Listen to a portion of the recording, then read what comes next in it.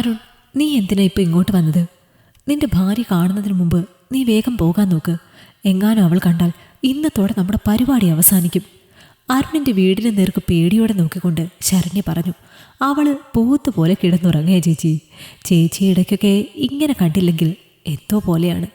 ചേച്ചിക്ക് എന്നെ കാണാൻ ആഗ്രഹമില്ലേ? നമ്മൾ എന്തെങ്കിലും ചെയ്തിട്ട് എത്ര ദിവസമായി? അരുൺ ശരണ്യയുടെ കഴുത്തിടക്കിലേക്ക് മുഖം ചേർത്തു. അവൾ കുറുകലോടെ അവനെ കെട്ടിപ്പിടിച്ചു. അവളുടെ കൊഴുത്തുരുണ്ട ശരീരം അവൻ്റെ ശരീരത്തിൽ അമർന്നപ്പോൾ അവന് വികാരം അടക്കാനായില്ല. അരുൺ അവളുടെ സാരി അഴിച്ചു മാറ്റി. അവളുടെ ശരീരം അവനെ വികാരം കൊള്ളിച്ചു.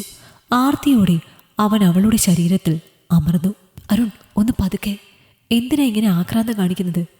എനിക്ക് നല്ല വേദനിക്കുന്നുണ്ട്. ശരണ്യയ്ക്ക് അവൻ്റെ പ്രവൃത്തികൾ വേദന നൽകി. ഇത്രയും ദിവസം കാണാതിരുന്ന് കിട്ടിയതിൻ്റെ ആർത്തിയാ ചേച്ചി. ഒന്ന് ക്ഷമിക്ക്. നീ അതിന് ആദ്യമായിട്ടല്ലോ എന്നെ ഇങ്ങനെ കാണുന്നത്. പിന്നെ എന്തിനാ ഇത്ര ആവേശം?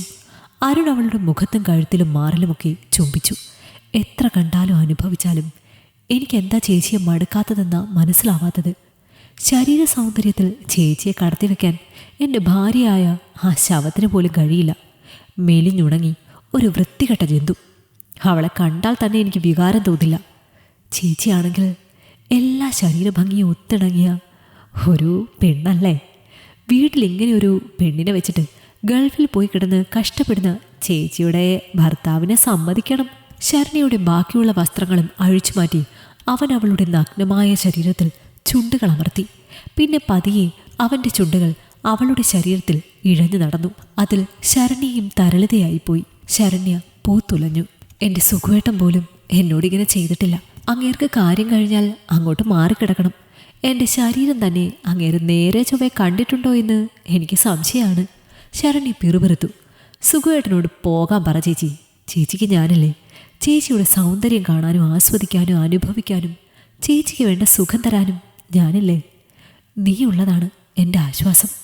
എൻ്റെ ഭർത്താവിനോ ആ ചിന്തയില്ല. എത്ര നാൾ എന്ന് വെച്ചാൽ ഞാനിങ്ങനെ എൻ്റെ വികാരങ്ങൾ അടക്കി ജീവിക്കുക?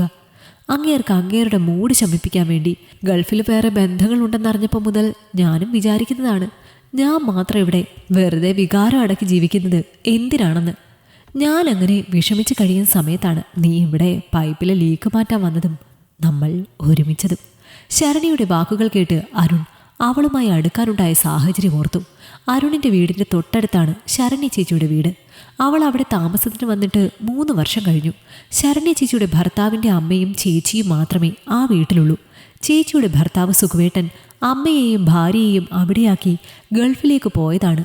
ഇടയ്ക്കൊരു ദിവസം വന്നുപോയി. പിന്നെ 2.5 വർഷമായിട്ട് നാട്ടിലേക്ക് വന്നിട്ടില്ല. ശരണ്യ ചേച്ചിയുടെ നാത്തൂന് പ്രസവമായിട്ട് ചേച്ചിയുടെ അമ്മായിയമ്മ മോളുടെ വീട്ടിൽ പോയ സമയത്താണ് ആദ്യമായി ഞാൻ ചേച്ചിയുടെ അടുത്തേക്ക് പോകുന്നത്. അതും അവരുടെ ബാത്റൂമിലെ പൈപ്പിൽ ലീക്ക് വന്നത് ശരിയാക്കാൻ വേണ്ടിയായിരുന്നു. അന്ന് അരുണിൻ്റെ ഭാര്യയും അവൻ്റെ വീട്ടിലുണ്ടായിരുന്നില്ല. തൊട്ടയൽപ്പക്കമാണെങ്കിലും ശരണ്യ ചേച്ചിയുമായി അവൻ അത്ര വലിയ അടുപ്പമൊന്നുമില്ലായിരുന്നു. അരുണിൻ്റെ ഭാര്യ അശ്വതിക്കായിരുന്നു ശരണ്യയുമായി കമ്പനി. അരുണിനൊരു പ്രൈവറ്റ് കമ്പനിയിൽ സൂപ്പർവൈസറായിട്ടായിരുന്നു ജോലി. അശ്വതി ഒരു സ്വകാര്യ ആശുപത്രിയിൽ നേഴ്സാണ്. അവരുടെ കല്യാണം കഴിഞ്ഞിട്ട് 4 വർഷമായിട്ടും കുട്ടികളൊന്നുമില്ല. അരുണിൻ്റെ അച്ഛനും അമ്മയും അവൻ്റെ ചേച്ചിക്കൊപ്പമാണ് താമസം. അശ്വതിയുടെ വീട്ടുകാർ കുറച്ചു ദൂരെ മറ്റൊരു നാട്ടിലാണ്. അവനും ഭാര്യയും മാത്രമാണ് ആ വീട്ടിൽ. അങ്ങനെ ഇരിക്കുമ്പോഴാണ് ഒരു ദിവസം വൈകുന്നേരം ബാത്റൂമിൻ്റെ പൈപ്പ് പൊട്ടി വെള്ളം പോവുകയാണെന്ന് പറഞ്ഞ് ശരണ്യ അശ്വതിയെ വിളിക്കുന്നത്. അറിയാവുന്ന പ്ലംബർമാർ ആരെങ്കിലും ഉണ്ടെങ്കിൽ ഒന്ന് വീട്ടിലേക്ക് അയക്കാൻ അവൾ പറഞ്ഞു. അപ്പോൾ അശ്വതിയാണ് പറഞ്ഞത് പൈപ്പ് ശരിയാക്കുന്ന പണികളൊക്കെ അരുണിനറിയാമെന്നും അവനോട് വരാൻ പറയാമെന്നും. അശ്വതി ആ സമയം ഹോസ്പിറ്റലിൽ ഡ്യൂട്ടിക്ക് പോവുകയായിരുന്നു. അങ്ങനെ അരുൺ വീട്ടിലേക്ക് വരുമ്പോൾ പൈപ്പ് പൊട്ടി ദേഹത്തേക്ക് തെറിച്ച വെള്ളത്തിൽ ശരീരത്ത് കിടന്ന വസ്ത്രങ്ങളൊക്കെ ഒട്ടിച്ചേർന്ന് അവളുടെ ശരീര സൗന്ദര്യം വിളിച്ചോതുന്ന രീതിയിലായിരുന്നു ശരണ്യയുടെ നിൽപ്പ്. തൻ്റെ കോലത്തെക്കുറിച്ചും അവളും അപ്പോൾ ബോധവതിയായിരുന്നില്ല.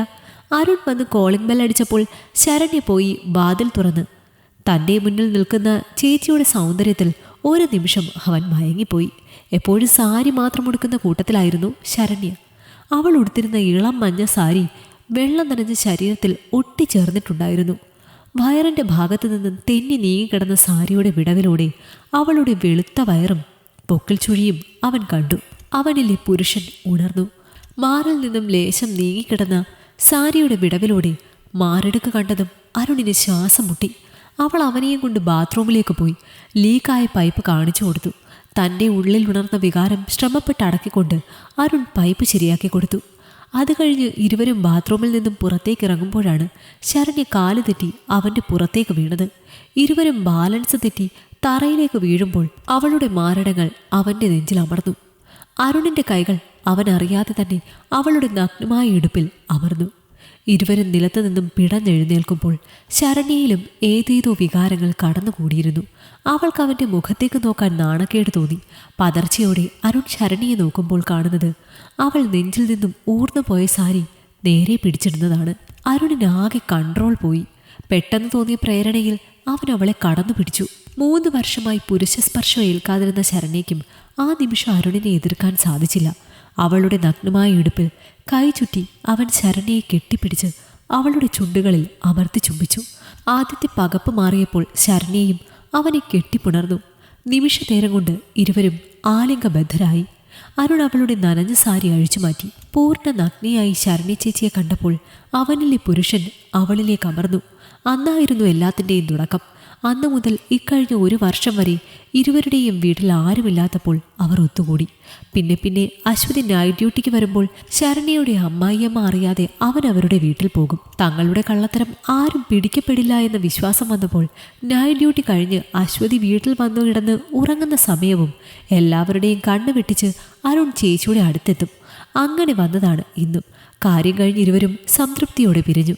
ഹോസ്പിറ്റലിലെ തിരക്ക് പിടിച്ച ഡ്യൂട്ടി കഴിഞ്ഞ് വരുമ്പോൾ അശ്വതിക്ക് ഒന്നിനും താല്പര്യമുണ്ടാകില്ല. പിന്നെ അവളുടെ മെലിഞ്ഞുടങ്ങിയ ശരീരവും അരുണിന് അവളോട് മടുപ്പ് തോന്നാൻ കാരണമായി. തൻ്റെ ഭർത്താവ് തന്നെ വഞ്ചിക്കുന്നത് അശ്വതിയും അറിഞ്ഞില്ല. അല്ലെങ്കിലും അവൾക്ക് അവൻ്റെ കാര്യത്തിൽ അങ്ങനെയുള്ള ശ്രദ്ധയൊന്നും ഉണ്ടായിരുന്നില്ല. വീട്ടുകാർ അവളുടെ ഇഷ്ടം നോക്കാതെ നടത്തിയ കല്യാണമായതുകൊണ്ട് ആർക്കോ വേണ്ടി ജീവിക്കുന്നത് പോലെയാണ് അശ്വതി അവൻ്റെ ഒപ്പം ജീവിച്ചു കൊണ്ടിരുന്നത്. അതുകൊണ്ട് അരുൺ അയൽപ്പക്കത്തെ ചേച്ചിയിൽ തന്നെ ആഗ്രഹം സഫലമാക്കി ജീവിച്ചു. ഗൾഫിലുള്ള ഭർത്താവ് തന്നെ വഞ്ചിച്ച് കഴിയുന്നതിനാൽ അരുണിനോടൊപ്പം കിടക്ക പങ്കിടുന്നത് ഒരു തെറ്റായി ശരണ്യയ്ക്കും തോന്നിയില്ല. ആരെങ്കിലും പിടിക്കുന്നത് വരെ അവർ അവരുടെ ബന്ധം തുടരുക തന്നെ ചെയ്യും. പിടിച്ചു കഴിഞ്ഞാലുള്ള അവസ്ഥ എന്താകുമെന്ന് കണ്ടു തന്നെ അറിയാം. അതുവരെ അവർ അവർക്ക് ഇഷ്ടമുള്ളതുപോലെ ജീവിക്കട്ടെ. ഈ കഥ നിങ്ങൾക്കിഷ്ടമായെങ്കിൽ ലൈക്ക് ചെയ്യൂ. നിങ്ങളുടെ അഭിപ്രായങ്ങൾ കമന്റായി രേഖപ്പെടുത്തൂ. കൂടുതൽ കഥകൾ കേൾക്കാൻ ഈ ചാനൽ സബ്സ്ക്രൈബ് ചെയ്യൂ.